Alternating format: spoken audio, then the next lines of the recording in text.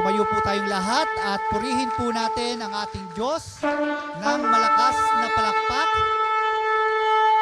Purihin ang Panginoon. Purihin ang Panginoon.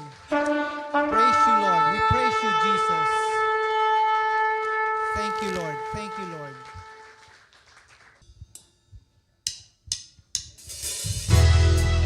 Philippians 4:4, rejoice in the Lord always. And again, Praise I the say, Lord. rejoice.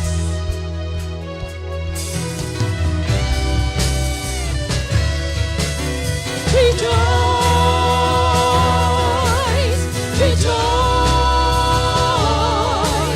rejoice,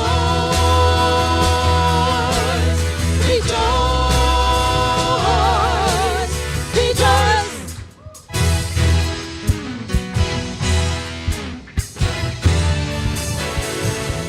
Come bless the Lord, come bless the Lord. Draw near to worship Christ the Lord, and bless His name, His holy name, declaring come bless the Lord, come bless the Lord, come bless the Lord. Draw near to worship Christ the Lord, and bless His name, His holy name, declaring all that men would praise Him, all that men would praise Him.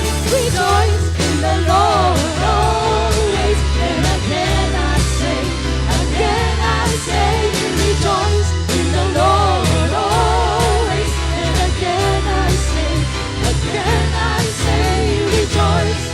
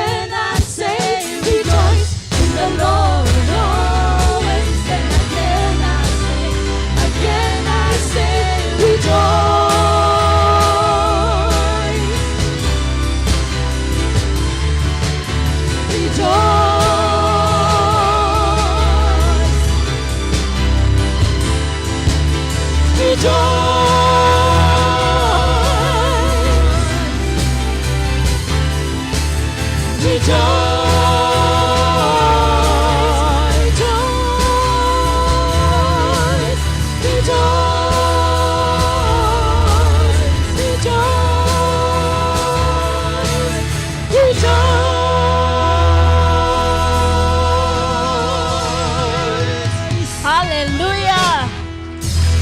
Amen.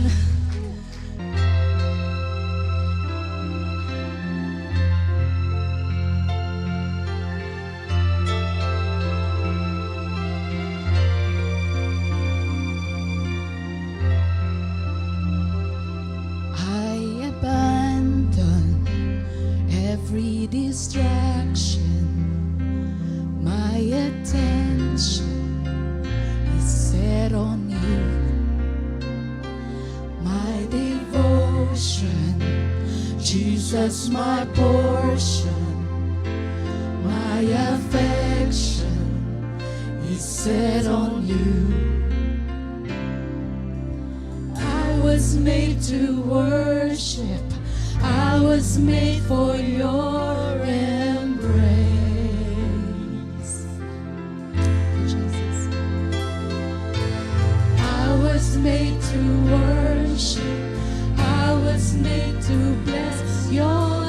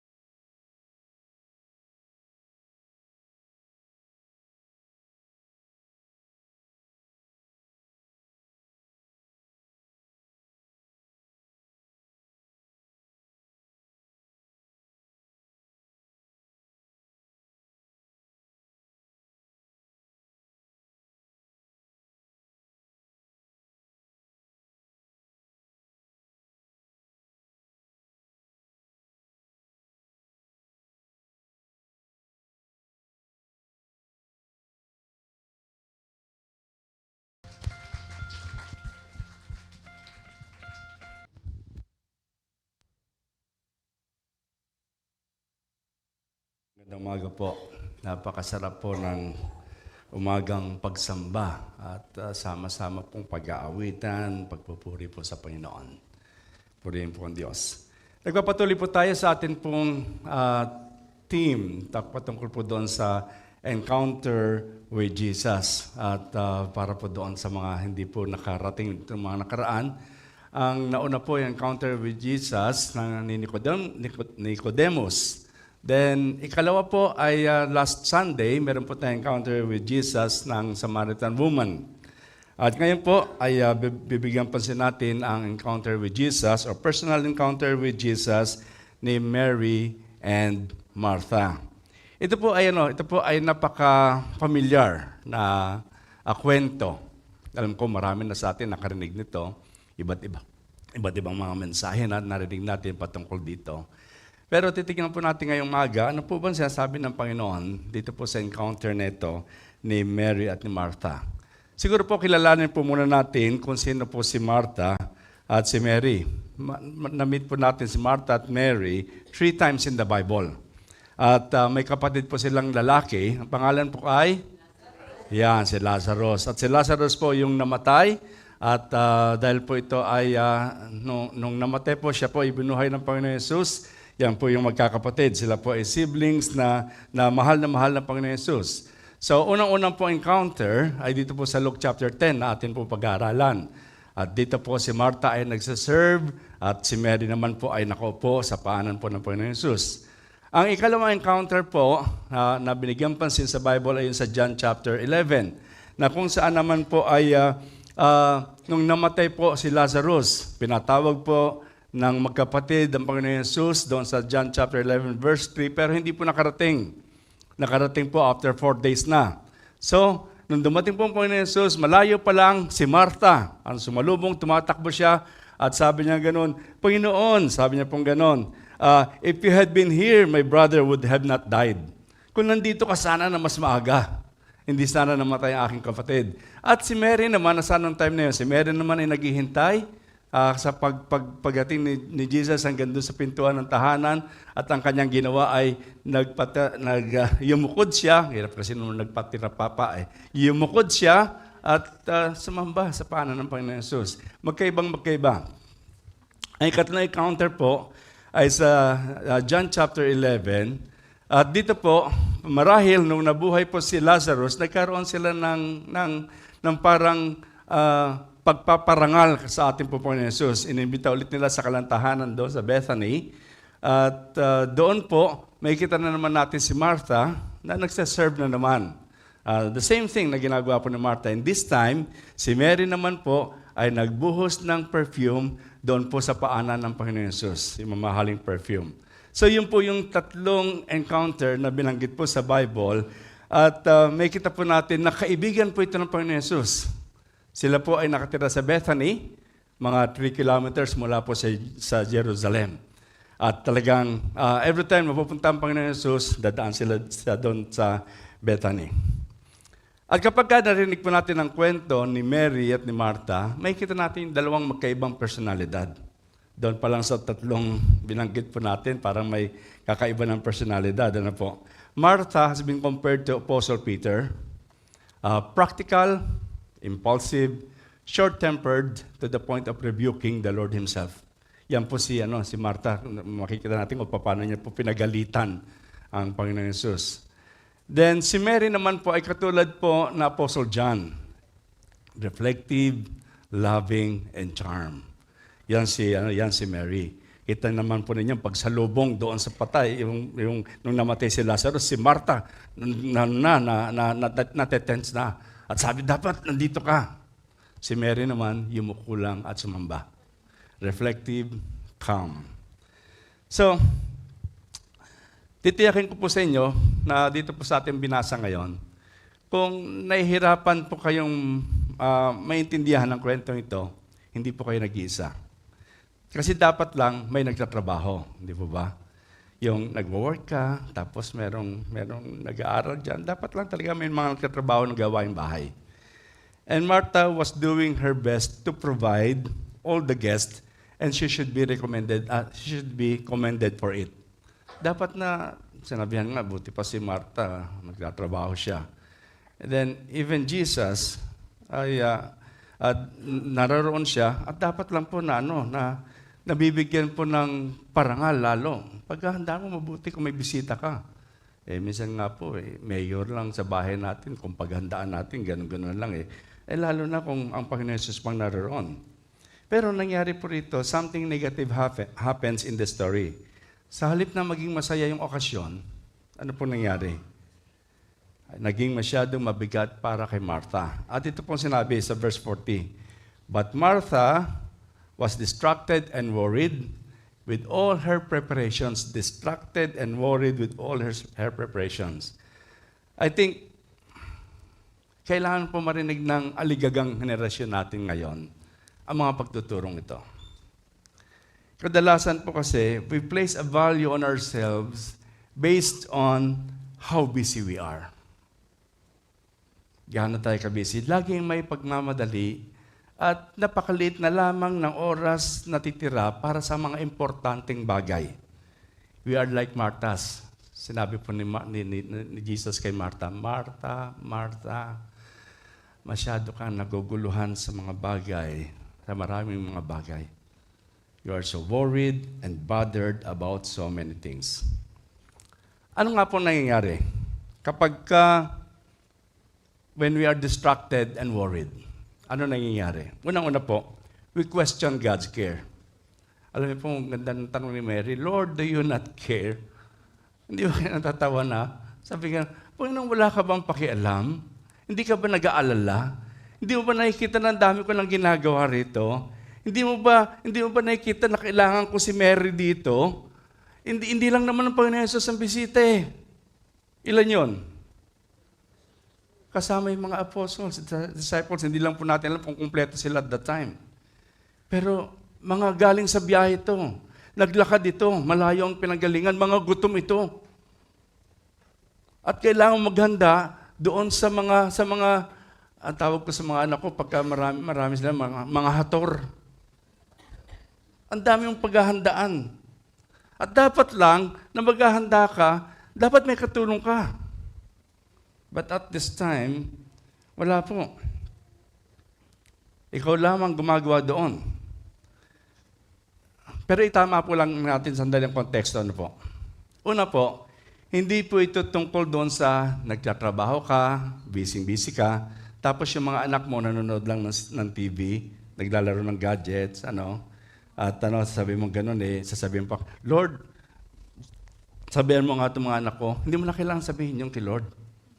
Biblically, meron na kagad, may word na kagad yun.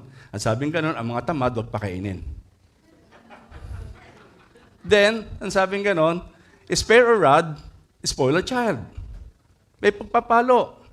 So, hindi mo na kailangan pa isumbong. Kasi meron na kagad katapat, yung maling ginagawa, at ikaw ang katrabaho rito, at hindi sila kumikilos, hindi pa pwede yun.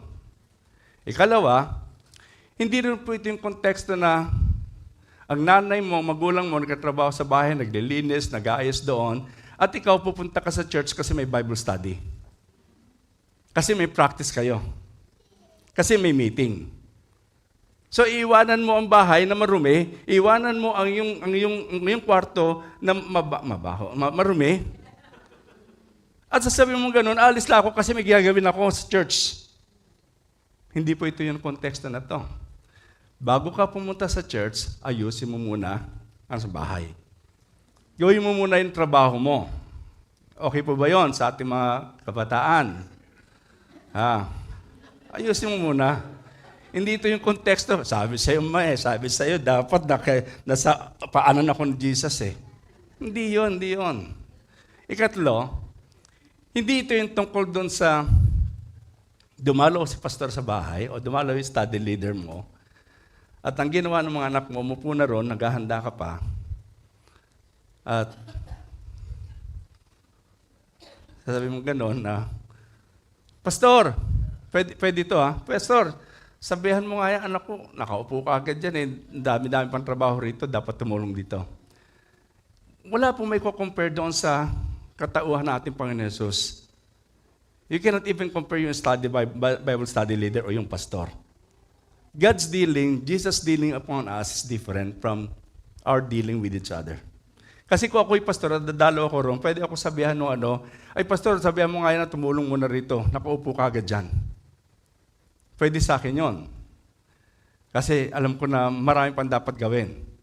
Pero si Jesus iba. Ibang salita niya. Ibang kapangyarihan meron siya. Ibang authority meron siya. So, konteksto ang ating mo pinag-usapan. So, tignan po natin. Notice the first thing that Martha says to Jesus. Lord, do you not care? Hindi ko alam yung tono. Kayo po ba kung kayo ang magsasabi noon? Anong tono nyo? Baka wala ka bang pakialam? Do you not care? Para pong mayroon pong accusation doon po sa tinig ni Martha. At sa accusation niya yun, para bang sasabihin, hindi ka ba concerned? Sa totoo lang po, nagalit po si Martha kay Jesus dahil hinayaan niyang magpatuloy ang sitwasyon. Hinayaan niya magpatuloy ang sitwasyon. Pansinin po natin na kay Jesus sinabi ni Martha ang kanyang pagkairita. Kay Jesus yung sinabi, kakaiba ang tapang ni Martha. Kakaiba. Habang pinag-aaralan ko ito, natatawa ako at kakaiba siya. Martha is accusing Jesus of not caring for her. Dahil natitiyak niya na kung talagang Jesus cares for her, He would have done something about the situation. I-picture po natin lagi hindi lang si Jesus yon. Kasama po yung mga apostles. Pagod yan, gutom yan. At ikaw, naghahanda ka at bago pa sila dumating, inayos mo na kagad yung sala, nilinis mo na kagad yung paglalagyan ng pagkain, nagluto ka na, nagprepare ka na, bumili ka na, namalengke ka na, lahat ginawa mo na. At eto, konting pagluluto na lang, 3 putahe ni handa mo. Sasabi mo talaga, ano ba? Mayroon ka bang nag-aalala ka ba sa akin? In her business, nawala na po yung focus ni Martha. Nawala na yung focus niya kay Jesus. Pero nakita ng Panginoon Jesus ang kanyang problema. She was worried and troubled about serving and had no peace in her heart. Nawala attention sa isang bagay na napakahalaga. Attention, ang focus. Kaya napagbintangan niya, kaya nasabi niyang question na, nag-aalala ka ba sa akin? Kayo po ba, have you ever wondered if God really cares for you? Have you ever wondered? Naitanong na po ba natin sa isang pagkakataon na nasabi na pa natin, Lord, do you really care? Lalo na pagka dumadaan tayo doon sa troubled times natin. Pagka dumadaan tayo sa problema, hindi po ba? Naiintindihan niyo po ako, hindi po ba? Naiintindihan niyo po. You know that God could fix the situation, yet He seems to sit in silence. Alam natin na may magagawa si Lord. Pero tahimik lang siya. Nanonood lang ba siya at wala siyang gagawin? Nanonood lang ba siya? Madalas po, sinasabi natin, God is good. At sasagot tayo, all the time. God is good all the time. At nasabi natin kadalasan yan, kapag tayo nasa church. Kapag tayo na-encourage sa Word of God, nandito, dala-dala natin problema at pagdating dito, katulad po ng panalangin natin, Pastor Willie, na alisin lahat ng mga bigati na yon sa atin na para mapalaya tayo sa isang tamang pagsamba. And then we will say, God is good. Pero pagka bumalik na tayo sa ating tahanan, nakauwi na tayo, and the problem mounts up, malaki na ang problema. Hindi na natin masabi minsan yung God is good. Sa totoo lang po. Yung problema po ay tumatakip na sa ating pananaw, sa ating focus kay Kristo. Intellectually, we believe in God, that God is good. Pero minsan hindi natin maintindihan. Pinipilit nating tanggapin sa puso natin at sa isip natin yung mga positibong bagay patungkol sa Diyos. But when you're alone, at kung magiging honest ka sa iyong nararamdaman, magtatanong ka, if God were a good God, bakit hanggang ngayon wala pa siyang sagot sa aking problema? If God were a good God, Bakit wala pa siyang sagot hanggang ngayon sa aking problema? Naalala ko po yung aking kaibigan po at kumpare din na yung anak niya ay nasa hospital. Ito lang po mga nakaraan. At talaga pong nakakatakot kasi na-intubate na, babae po siya. Ang ganda pa naman ng pangalan, Sams. Na-intubate siya, talagang lumalaban. Pinagpe-pray po namin. At hindi po madali yung feeling kapag ka naroon ka sa ganung sitwasyon. It's very different. And you're praying, at hindi mo alam, may gagawin kaya si Lord, may gagawin kaya si Lord. Pero you have to focus on who God is. At nito pong kanina umaga o kahapon yata na umaga nakareceive kami ng message na inalis na po yung mga tube at okay na po siya. So po rin po ang Panginoon. Mga kapatid, ito po ang katotohanan. God always takes care of His children. God always takes care for children. There may be times in your life when you want God to speak and He doesn't. Don't judge the silence of God as being unconcerned for you. He knows what you are going through and He will always watch over you. Yan po ang katotohanan. Lagi po ang Diyos ay sumusubaybay sa atin. Lagi po siya nandyan. Tandaan po natin, God never enjoys it when His children hurt. Nung bata-bata pa po ako, naisip ko noon, ang Diyos ba natutuwa? Gusto ba ng Diyos na kapag ako'y punong-puno ng problema at parang habang ako'y tinitirin, sasabihin ko, Lord, praise the Lord po, salamat po sa kabutihan mo, Panginoon, salamat po. Yung bang ini-expect ni Lord sa atin? Natutuwa ba si Lord na kapag tayo ay hurt na hurt, sasabihin natin, Lord, salamat po? Hindi po nag-enjoy si Lord kapag tayo po ay nasasaktan. God never enjoys it. Pero kadalasan, God honor us with the privilege of demonstrating our faith when things get rough. Pinararangalan tayo ng Diyos tuwing pinapahayag natin ating pananampalataya sa gitna ng mga pagsubok. Yun po ang favor ni Lord. Sabi ang ganun ng kanta na isang aso when the going gets rough and you're feeling kinda down, when you're all alone and there's no one else around, and if I lose a bone or two, I started feeling blue. That's why I sing this song to you. I don't growl, I don't bite, I just do what is right. I keep a wagging my tail, I keep my nose on the trail. Yung po kanta na aso yan. Kasi mga tao tayo minsan, we growl, we bite. Tagagalit na tayo. Pero tandaan po natin, sa panahon na inakala natin God doesn't care, He cares for us. He cares for us. At ito po yung mga verses na madalas na nag-encourage sa atin sa panahon ng pagsubok. Sabi po gano'n, ito po yung lagi at lagi, I will never leave you, nor will I ever forsake you. Hebrews chapter 13, verse 5. Then ikalawa po, for I know the plans that I have for you, declares the Lord. Plans for welfare and not for calamity, to give you a future and a hope. Jeremiah 29:11. Then, doon po sa Luke chapter 12, ang sabi pong gano'n, are not 5 sparrows sold for 2 cents? Yet not one of them is forgotten before God. Indeed, the very hairs of your head are all numbered. Do not fear. We are more valuable than many sparrows. Ganyan po tayo, kamahal ni Lord. Ganyan niya po tayo iningatan. Ganyan po siya nag-aalala sa atin. Marahil po, ang pinakamagandang bagay na magagawa natin to stop rushing is to stop rushing and start resting. Tigil muna tayo. Start resting in Jesus. Stop moving and start meditating. Marahil po, let's stop on worrying about many things and focus on the things that are really important.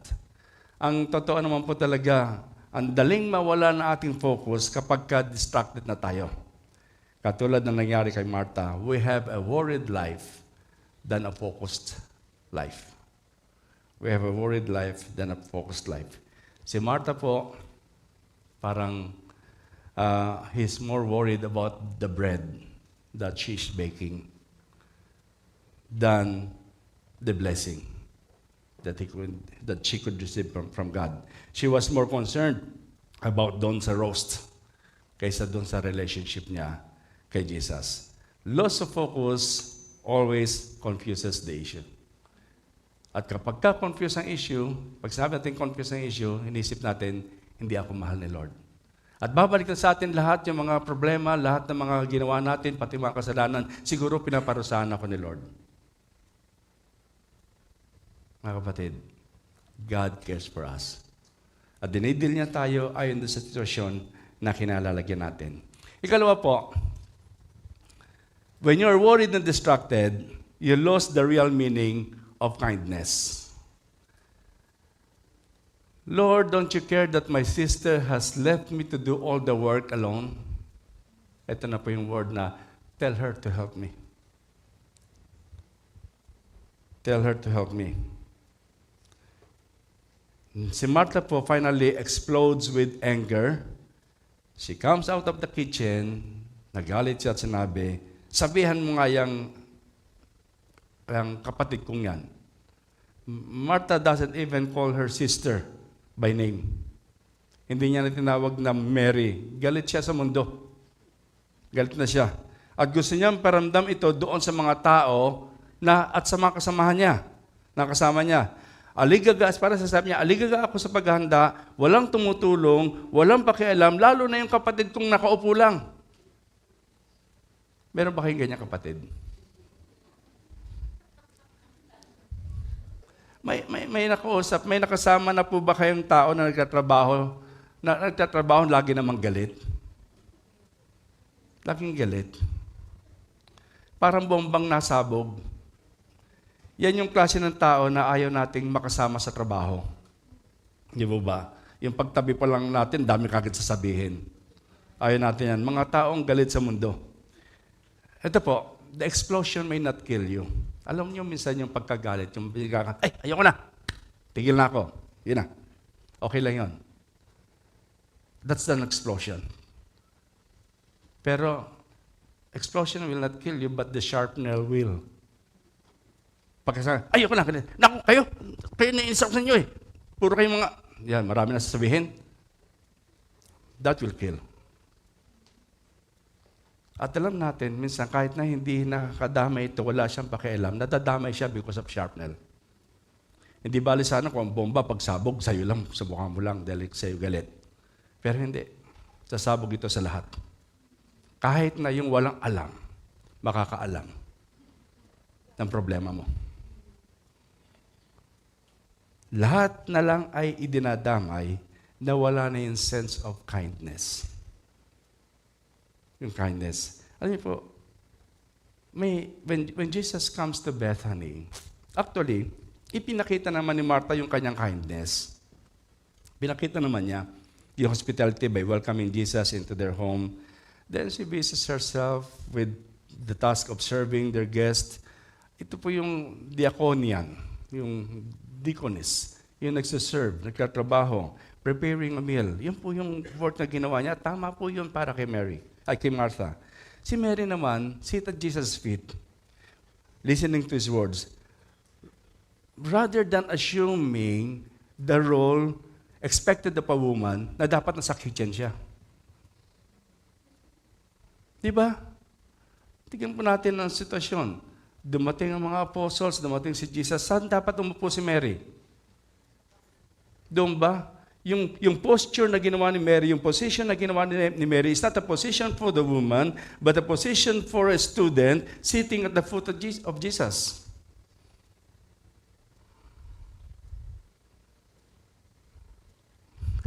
Kaya na-rebuke ni Martha si Mary. Para sasabi niya, bakit ka nakaupo dyan? Itong position mo, kitchen. Kaya kayo mga babae, pagka sa church, sa kitchen lang kayo. Hindi po, biro po yun. Pero tignan po, pinagtanggol. Pinagtanggol ng Panginoon Yesus. Sabi niya, Martha, Martha, masyado kang nag-aabala, nag-aalala ka. pinili ni Mary. Imagine, culturally, traditionally, hindi dapat si Mary doon.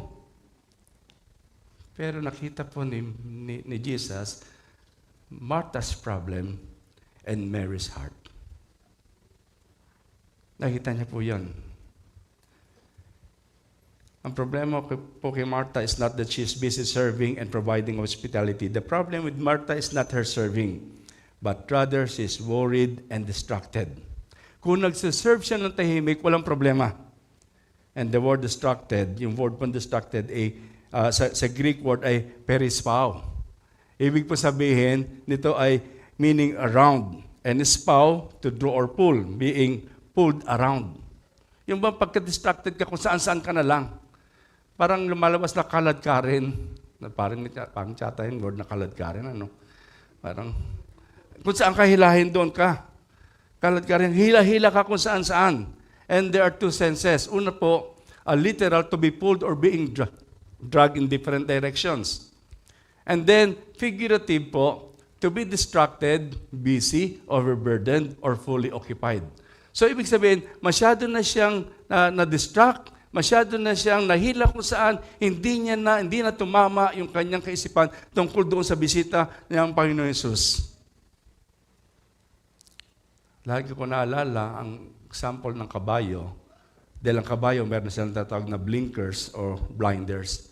Lalo na po yung racehorse. Mahalaga sa racehorse na mayroon siyang maskara. Alam mo po yung maskara ng kabayo? Bakit sa mata nun, may bilog po yun na gano'n na hindi niya may kita yung side niya. Kasi kapag matakbo yan at may nakikita ibang kabayo, bumabagal ng takbo niyan. So pagka sinabi po nung sa karera na, they're out and running, the lead is taken by, yan. Tumunahan lahat yan. Hanggang sa bandang huli yan, sabi na nung nag-a-announce, into the home stretch. Yun, into the home stretch. Talagang pukpukan na yan. Yung taya ko dyan, kailangan manalo. Oh. Tatawa po ako dahil nangungubra po ako noon sa karera. Ang hawak ko po noon, dividendaso, hindi Bible. Ay, talaga, mahalaga sa kabayo ng focus siya. Hindi siya distracted. Nadidistract siya kahit ibon. Tao, kapwa kabayo, babagal ang takbo niya. Sa atin po, pagka na-distract tayo, ganun po nangyayari. Dahil distracted si Maria, nakalimutan niya yung pinakamahalagang aspeto ng kindness. Ano po yun? Gracious attention to the guest. Gracious attention to the guest. In fact, she breaks all the rules of kindness. Ipinahiya niya ang kanyang kapatid sa harap ng mga bisita. Hiniling niya pa ang bisita to intervene in family dispute. Sabi niya, ayusin mo nga yan. Hindi lang po yun. Pinagbintangan niya pa ang Panginoon Jesus na walang pakialam at hindi nag-aalala sa kanyang ginagawa. You see? Pagka nawala na yung kindness sa ginagawa mo, marami ka nang pinagbibintangan. Kapag ka hindi ka natutuwa doon sa paglilingkod mo, marami ka nang sasaktan.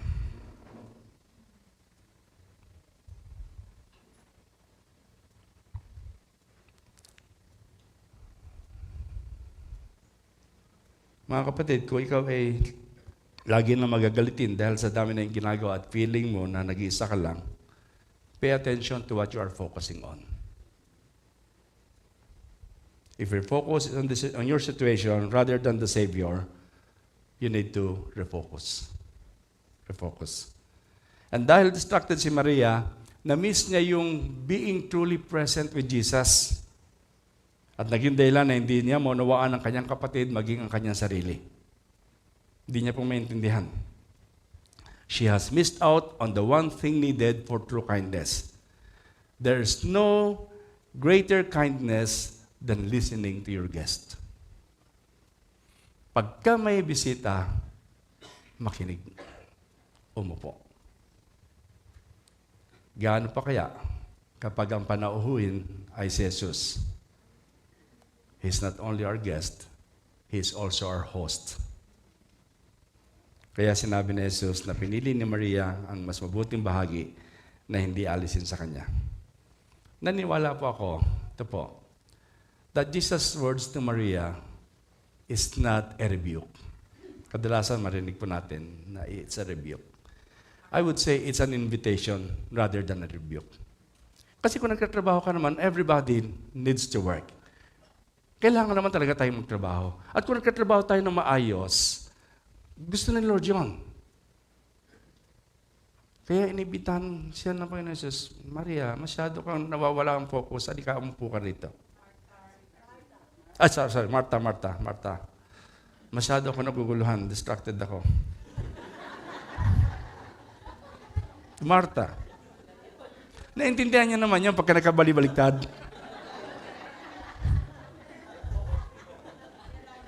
So, invitation po kay Martha. Isang bagay na kailangan niya ay presensya ni Jesus. Makinig sa kanyang salita upang malaman na siya ay pinahalagahan, hindi para sa kung ano ang kanyang ginagawa at kung gaano ito ginagawa, ngunit para kung sino siya bilang isang anak ng Diyos. Don't give too much value on what you're doing. Yun ang sasabi ng Panginoon sa atin. Huwag mong lagyan ng halaga. Hindi dahil sa napakarami mong ginagawa, mahalaga ka na. Mahalaga ka na dahil ikaw ay anak ng Diyos. Tandaan po natin that we are valued not for what we are doing or how well we are doing it, but for who we are as a child of God. Service is a good thing, but sitting at Jesus' feet is best. Huwag nating masyadong lagyan ng value ang ginagawa natin. Bakit po? Dahil ang mabubuting gawa ay nagmumula sa isang malalim na relasyon sa Diyos. Good works comes from a true relationship with God. Hindi nagpo-produce ng malalim na relasyon ang mabubuting gawa. Hindi po. A good work should flow from a Christ-centered life. Good work does not produce a Christ-centered life. When we give Jesus the attention he deserves, he empowers us to serve others. We must remember what is most important.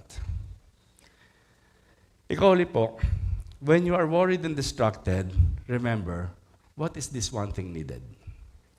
Ano nga ba itong kailangan na ito?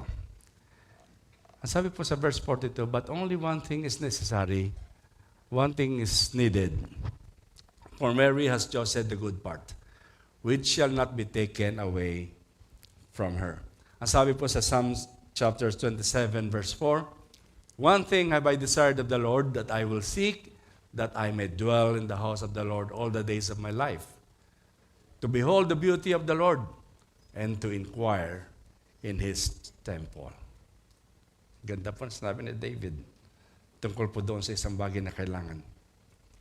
In a culture of hectic schedules, natutokso po tayong sukatin ng ating halaga sa pamagitan ng kung gaano tayo kaabala. Yung dami na ating nagagawa o kung gaano natin natutugunan yung mga expectations nito sa atin. Masabi ko pong ito sa panahon na ito na nag-face-to-face na po tayo, maraming makaka-relate kay Martha. Sobrang abala, distracted, sobrang pag-aalala, at tila ito na yung karaniwang tatakbuhin ng mundo pong ito. Nawala na tayo doon sa atin pong pandemic era. Bumabalik na tayo ngayon doon sa nagno-normal na tayo doon sa rat race era. Kanya-kanya na naman tayo. Trabaho na naman tayo. Dapat magawa natin. Marami tayong naging mga backlog ng nakaraan. Kailangan natin gawin lahat ito. And yet, as Jesus says in Luke chapter 12, verse 25, can any of you, by worrying, add a single hour to your span of life? May tutulong ba kung mag-worry kayo? Alam natin na ang pag-alala ay walang mabuti may dudulot. Ang karamihan po sa pag-alala ay hindi po gaanong mahalaga kung ihahambing po doon sa talagang plano meron ng Diyos sa atin. Di po ba? Hindi naman lahat ng pinag-aalala natin nakakatulong . Pero hindi lahat yon ay ayon doon po sa plano ng Diyos sa atin. Gayunpaman, hindi natin mapipigilang mabalisa dahil napakarami natin dapat gawin. Given po yon. Totoo po naman na karamihan po sa ating mga kabalahan, pag-aalala, ay may mabuting intention. Meron po mabuting intention naman. We want to provide for our families. We want to give our children every opportunity to enrich their lives. We want to make our wife happy. Madalas sasabi natin, happy wife. Siguro nga. We want to serve our neighbors, and we want to serve the Lord. Maganda naman intention natin, di ba? Lagi naman maganda intention natin. We want to serve the Lord. Kung tutusin po, nasaan kaya ang church kung wala po yung mga Martas? Di ba? Yung gumaganap ng mga tungkulin na nagpapaganda sa maayos na daloy na ating pagsamba. Nandiyan ang ushers, nandiyan ang mga teachers, social concern, music ministry, iba't ibang mga grupo na gumaganap ng gawain para mapanatili ang kaayusan sa loob ng church sa panahon na ating pong pagsamba. Pumapasok tayo rito, malinis na po lahat. Nakahanda na yung mga silya. May bulaklak na sa harapan. Nakahanda na yung speaker, yung mics, lahat, everything. Hindi po yan magic. May mga Marta po at saka mga Marto na tumutulong para mapaganda po ang ating pong church. At malaya tayong makasamba. Malaya tayong magtaas ng kamay. At kapag nagsimula na po yung pag-aawitan, talagang masaya tayo. Because we feel, hindi lamang po yung presence of the Lord, but everything is in order. Mahalaga po ang mga Marta. Ngunit kung ang marami nating activities ay nag-aalis sa atin sa panahon ng presensya ng Diyos at pakikinig sa Kanyang salita, baka we will end up distracted and worried, and at the end of the days, malamang na mauwi tayo sa isang paglilingkod na walang pagmamahal at kagalakan. At baka sa bandang huli, mag-away-away lang tayo. Both listening and doing, receiving God's word and serving. Pakikinig, paggawa. Pagtanggap ng salita ng Diyos, paglilingkod. Pareho po itong kailangan ng mga mananampalataya. Mahalaga po ito sa buhay Kristiyano. Katulad po ito ng paghinga. Meron tayong inhale at saka exhale. Inhale, exhale. Exhale. Kapag pagod ka, naiirita ka, inhale, exhale. Kapag nagkakaproblema, hinga ng malalim. Exhale. Di po ba? Mga buntong hininga na napakahalaga. Mga buntong hininga na nagiging panalangin natin.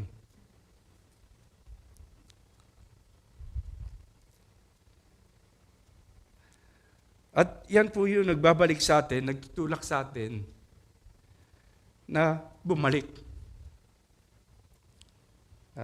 sa presensya ng Diyos. Yan po yun. At minsan po yung pong pagsisikap na maglingkod na wala ng sustansya mula sa salita ng Diyos, tulad na isang taong umaasang magkaroon ng magandang bunga ang isang puno na wala ng pagkakaugat.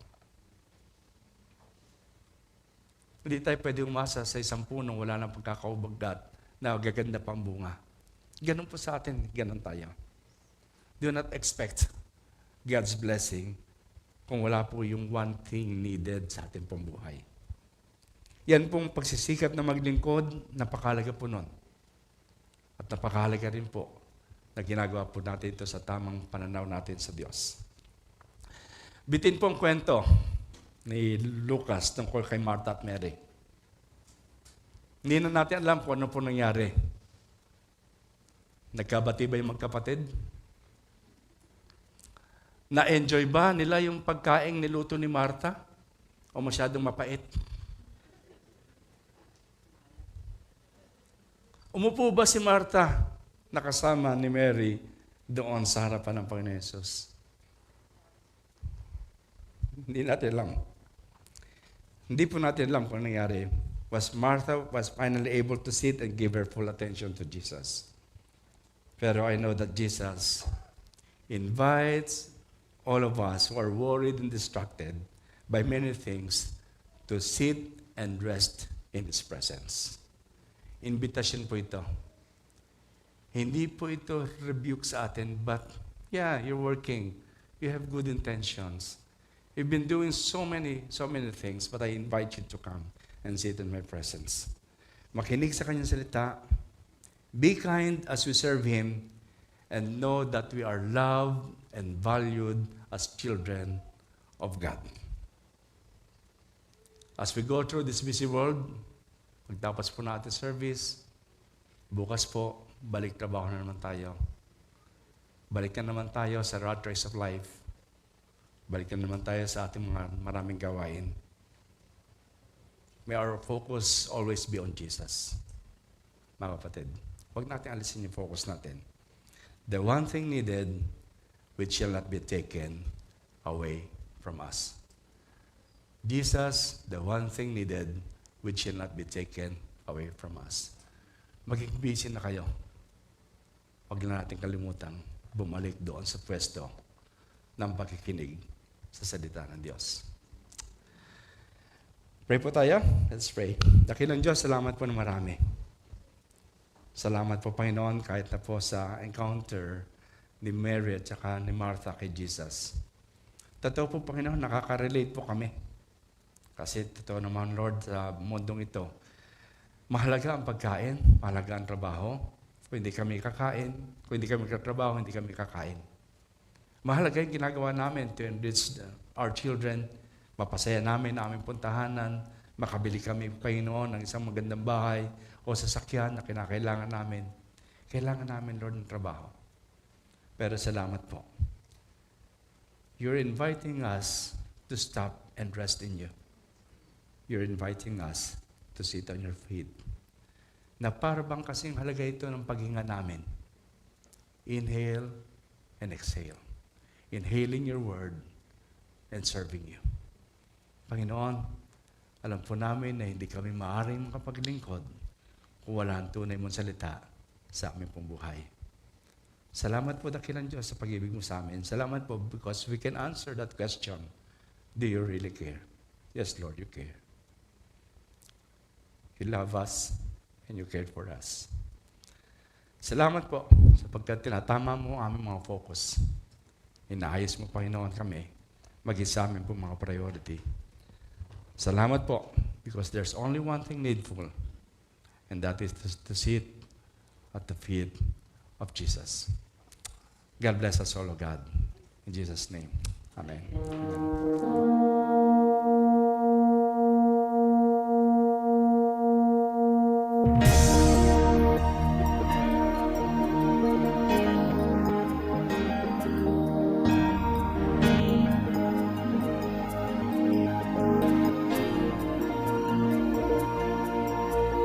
Make us your showcase, an attraction for you. Then others may see who you really are, and what you can do. And once they know you, they will love and serve you. God, oh God, bless the world through MCM as we gather together.